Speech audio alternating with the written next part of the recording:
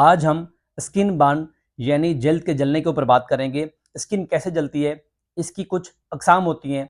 जल्द जल सकती है डायरेक्ट आग की वजह से, जल्द जल सकती है किसी चीज़ के, किसी गर्म चीज़ के आपके ऊपर गिरने की वजह से, जिसमें चाय हो गया, गर्म पानी हो गई, दूध हो गया, अगर ये चीज़ें गिरें तो भी आपकी स्किन जल सकती है।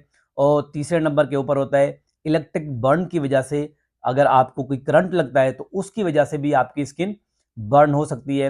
और चौथे नंबर के ऊपर होता है केमिकल बर्न, अगर किसी वजह से कोई केमिकल आपके ऊपर गिरता है तो उसकी वजह से भी स्किन बर्न हो सकती है। और अगर इस पर बात करें कि स्किन क्यों जलती है, तो साफ ज़ाहिर है हीट की वजह से जलती है। और अब इस हीट को कैसे कम कर सकते हैं, इसको समझते हैं। उसमें पहले नंबर के ऊपर ये है कि आपने जो डायरेक्ट हीट सोर्स है वो ख़त्म करना है। खुदा ना खास्ता अगर आपको आग लगी हुई है तो आपने आग को बुझाने की कोशिश करनी है। अगर आपको इलेक्ट्रिक